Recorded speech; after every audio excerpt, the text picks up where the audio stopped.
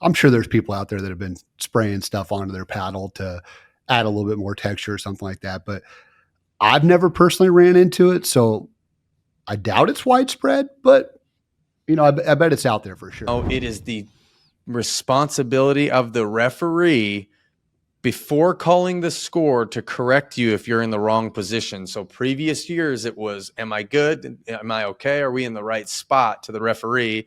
And he or she would have to confirm or fix your spot. Now you go to your spot, get ready to serve. And if you're in the wrong spot, it's in the responsibility of the referee now to switch you before the score is called. Get me a shirt that says regular scoring 2025, and I will campaign. I will campaign for regular scoring for 2025 and beyond. 0-0 start.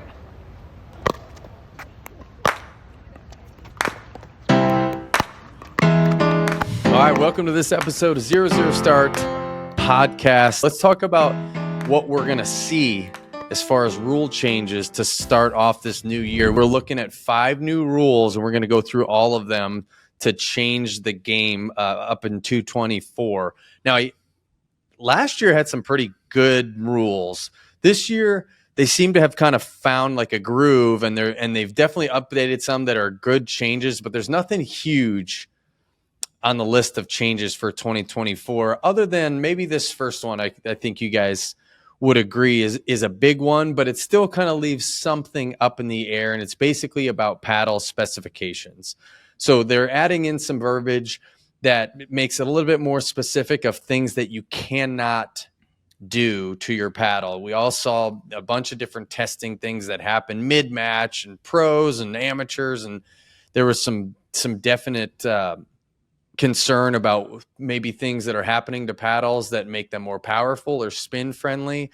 So what they've done is they've made things prohibited to add to your paddle, such as anti-skid paint or paint that's textured with sand, rubber particles, any material that causes additional spin, rubber, synthetic rubber, sandpaper characteristics, or moving parts that can create more head momentum to create more power or spin.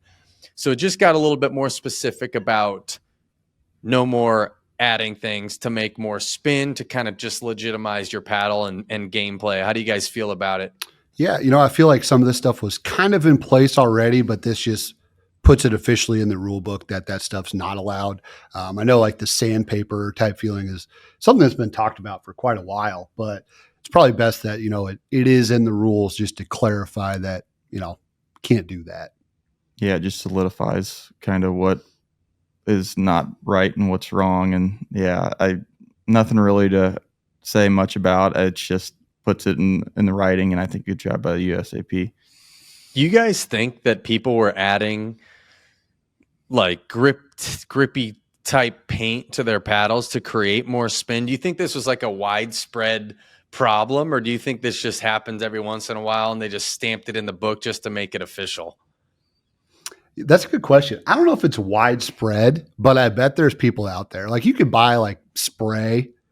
I'm sure there's people out there that have been spraying stuff onto their paddle to add a little bit more texture or something like that. But I've never personally ran into it, so I doubt it's widespread, but I bet it's out there for sure. I'm just too nice. I would never think to ever do that. But I mean, people, whatever it takes to win, I guess, for some people. Yeah, and I feel like you're the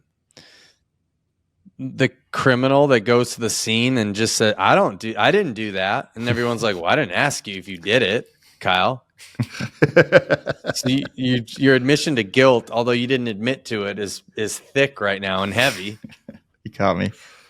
Anybody playing against Kyle, make sure you examine the paddle before, just to make sure. But I would agree with both of you. Is it probably happens, and it's one of those things you just have to make official. Like throw it in there. These are some concerns that players are having. Boom, it's done. And now, if it happens, it's in the book, and we can throw the book at these grippy thieves, these point stealing gripsters. Well, especially at the amateur level, it would definitely be happening if it's going to happen at all, just because they're not going to be looking at their paddles that closely. I guess the refs just rub it when you get ready to play a match. So definitely not on the pro, I would think, because it's probably a little more in detail look at them. If somebody in the pros had been doing it, I think we probably would have heard about it. I think somebody would have ratted somebody out. No doubt about it. You're not getting away with it in the pros. If there was a problem, which I honestly, like you mentioned, don't think it was definitely an amateur thing. Like, let's go rig my paddle up at, from grippy spray from Lowe's or something and see if I can play a tournament with it. But I doubt that's happening much. Yeah. All right. Number 2. And this one I really like. And this is not in any order other than just how we put it in there, but I like this one. It goes down to now it is the responsibility of the referee before calling the score to correct you if you're in the wrong position. So previous years it was, am I good? Am I okay? Are we in the right spot to the referee? And he or she would have to confirm or fix your spot. Now you go to your spot, get ready to serve. And if you're in the wrong spot, it's in the responsibility of the referee now to switch you before the score is called. I like this one a lot. Referees probably hate this one because it's going to really put extra focus on their hands. But I really like this one because I think that is that's one of the – obviously your opponents don't want to steal it from you, but it's one of those cheap points that you just don't feel as good about. Yeah, I like this rule as well. I think I'm pretty sure the referees already kind of keep track of where you're at anyways, so I don't think it's really added too much into them. I've always been curious to kind of why the pro players have to make sure that they're in the correct spot. I think this gives them more flexibility to focus on the game and not worry about that. As minor as it may be, it probably is in the back of their head sometimes of, hey, am I in the right spot? This takes any of that away, allows you to focus just on the game. So I like it. Yeah, I'm mixed. I like it because, you're not getting cheap points. It should come down to the game and not, if you're in the right spot. But again, I think it's a part of the game. Like, you need to be focused on where you're at too. I think it's like, you and your partner need to communicate and make sure you guys are on the same page and hold each other accountable. And that's what, that's kind of a part of the game. But I think overall it's good for it. Yeah, I could see. I guess I could see both sides. Like, I could see both sides. It's like, yeah, you should know, but and this is a super sore subject, so I don't mean to bring this up, but it's almost like a receiver looking over to the referee on the sideline, like, "Hey, am I good?" And they tell you, "Yeah, move up or move back." Sorry to bring that up right now. You just had to bring that up, didn't you? You just had to make that comparison. I see you, Ben. It's just recent sports news. Talking about the Chiefs and Kadarius Toney for those of you that don't know. I didn't say a team. I didn't say a name. You did. You brought that up. Yeah, but we knew where you were going with it, Ben. but it's almost like that. Like, yeah, like it's the player's responsibility in the NFL or any football. Like, hey, like that's why the receivers, for those of you who don't know, throw up the thumbs up sign. They're not like, hey, coach, I got it. Like, I'm going to do good this play. They're asking the referee, like, am I on sides? Am I on the line? Am I good? Right? So it's his responsibility. He's confirming and then move on. This kind of takes the opposite effect in now. It would be the referee's responsibility to be like, hey, no, move back. You're in front of the line, or you need to be on the line, move up, whatever it is. Because I don't know if the referee already knows, like, either probably going to have to, like, memorize or write down who's starting on the left, who's starting on the right. And then, I guess based off where they're standing, I don't know if they already do that or not, but they probably have to pay a little more attention if they don't already to it. But overall, good.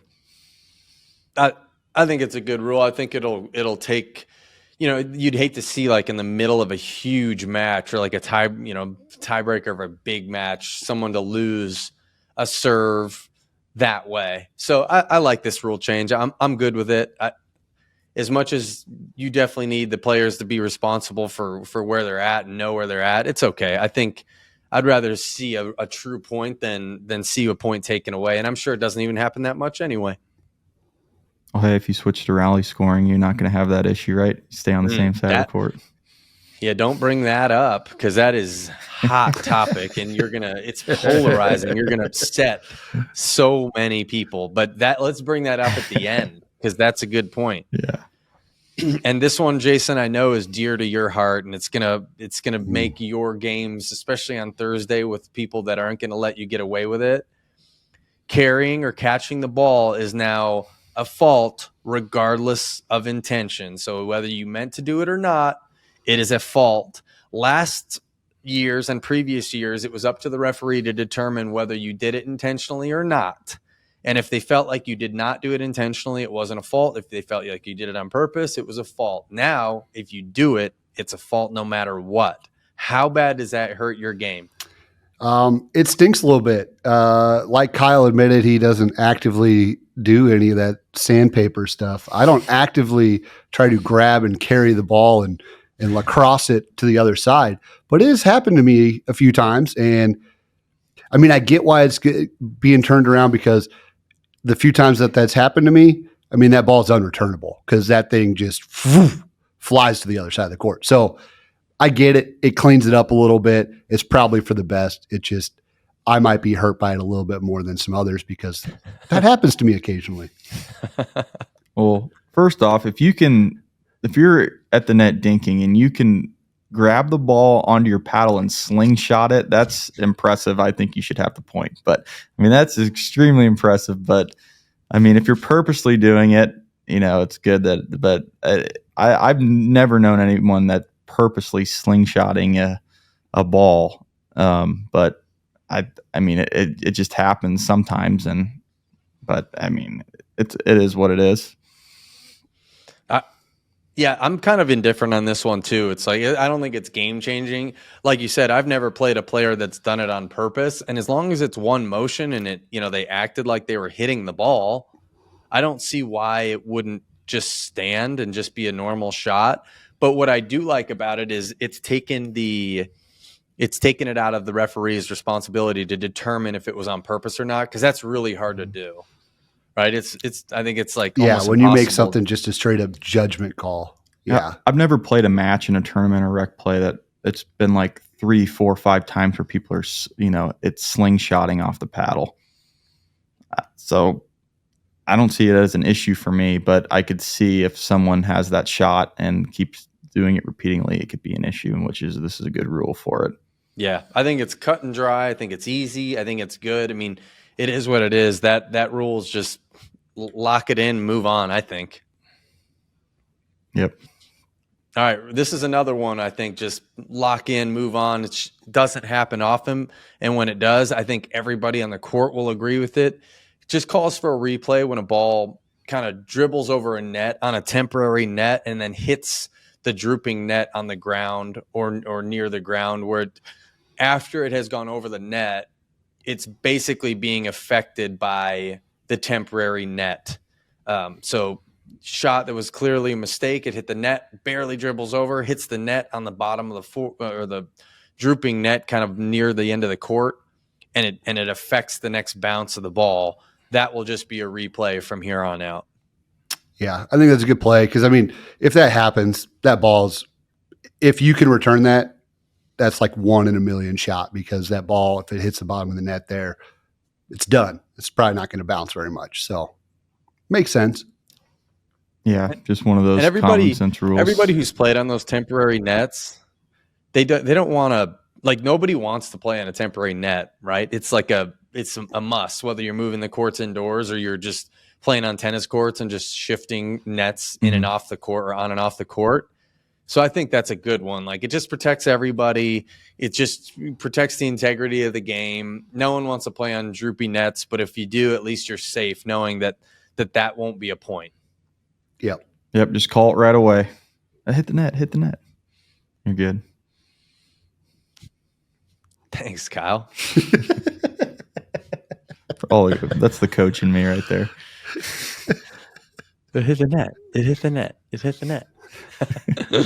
Yeah, just hit the net twice, call it a replay, move on. That's an easy one. I think that's a good call. And there's millions of games a day that happen on temporary nets. So that one probably happens more often than some of the other things we're talking about. For sure. Yeah.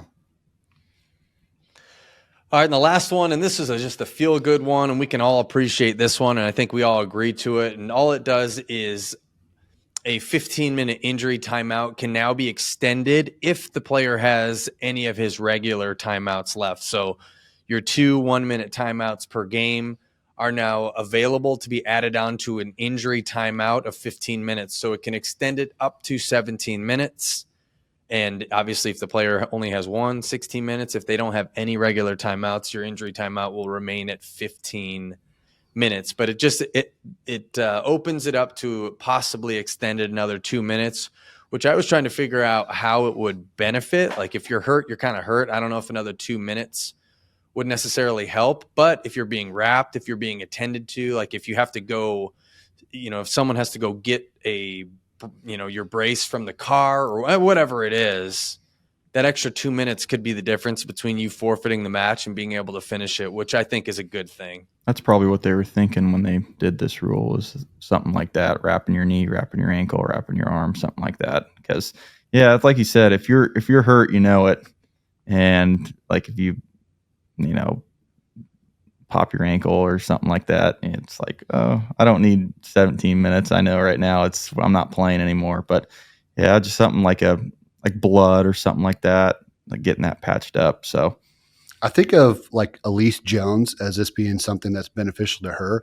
Not that I've ever seen her actually take a medical timeout, but she is the one that's diving and all over the court, that maybe she could use that extra minute or two to make sure that she's bandaged up and not bleeding on the court. But yeah, I'm with you. Bleed on the court. Yeah, it is an intimidation factor. That's for sure. Heck yeah, it is. I think that's a good one though. And it just, there's another thing too, is like, can you imagine you're 30 seconds away from having your knee completely wrapped and ready to go by an athletic trainer, and you get forfeited because you don't have, you were this close, but you didn't have enough time to get it done. I think that's a good one. And I don't get why. I mean, you can take those timeouts anyway and pause the match for 2 minutes as it is. So I think that's a great one. I don't think there's anybody in the pickleball space that would argue this one. Nope. Just a good little verification of adding to it. So good stuff. So what do we think? The rules. Are there any that change the game? Are there any no more spin serve or drop serve? Are there any of those big game changing rules this year? Now, I feel like this is all kind of fine tuning, which, like you alluded to at the start, I think is good. I think that means that we're getting to a place that we're feeling pretty good with how the rules are, that just tweaking things here and there for the most part. I think that's good for the sport, that we're finding a steady foot to lean on, basically. I think the server one will be good. I think that, like I said earlier, that it will be good for, letting the play dictate the outcome of the match, not like a 3-point, you're the wrong server, stuff like that. So overall, just like Jason said, pretty good. Yeah, it feels good. I mean, with the explosion of the sport in the last 2 years, really over anything, the rules I could see have been such a crazy thing, and like, oh, this is being taken advantage of, and the spin serve is crazy, and now we need to drop serve, and there's none of this and none of that, and here's the rules about the paddle. They've seemed to like you said, Jason, they've figured out the rules are good, and then just small tweaks here and there that aren't changing the whole dynamic of the sport, just kind of fine tuning things that may need a tiny bit of adjustment, but there's no, oh my gosh, I can't believe I have to get used to this rules in there. Yeah, exactly. Until rally scoring comes into effect. Dude, rally scoring is I feel like people will chain the door to the courts locked if they change it to rally scoring and make you present your case on why rally scoring should be if you want to come on the court and play. It's so polarizing. I can't imagine this happens. I like it's. I won't say ping pong because I'll delegitimize myself. But like table tennis is rally scoring, right? I don't. Does anybody like rally score? At least if it now table tennis, you've just done it forever, so it's just you just know it, right? It's rally scoring and pickleball would change everything because it's not what you've known and played for years and years, and some people decades. Yeah, I'm super mixed on rally scoring as well. I think there's a place for it at times and it makes sense sometimes, but I think it changes the game drastically. At least for me, if I'm playing rally scoring, I'm typically not going to be as aggressive on some shots because I know I could lose a point. Where if you play traditional scoring where you got to serve to score, I might be more aggressive, especially like when we're on the offense, the serving side, that I might take a few more risks to hit a winner that I wouldn't necessarily do in rally scoring because I have the freedom of not losing a point in the way it's played right now. Pickleball is such a game of runs too. You can get so hot pretty quickly, and then it just goes up and down and up and down. Where, yeah, it's like rally scoring. You got to you can't serve as hard because you got to. I mean, you're losing a point if you miss your serve. Where if you're serving, you don't lose your point; it just goes to the next server. So you definitely got to. I definitely take a little caution with some of my shots rally scoring, but I like how the way it is. You know, MLP's got their events with the rally scoring, which is great, and then you do some of those, and then you do the PPA, APP, World Pickleball Tour tournaments where it's regular scoring, and that's great too. So, yeah, I think it's good how it is, but who knows? People are always thinking stuff. Give me a shirt that says regular scoring 2025, and I will campaign. I will campaign for regular scoring for 2025 and beyond, since we're safe in 2024. And we know who your vote's going for next election. My vote is going for no rally scoring, and I will die on this hill, Goodburn. All right, gents. Well, Jason, I hate to say it, but I think we'll score even more points against you now that you can't win a couple slingshots at us. And Kyle, don't act like we're not going to test your paddle after every game that you pull out at Chicken and Pickle on Thursdays. It's coming. It's coming. All right, gents. Good one. Look forward to playing with you with the new rules next week.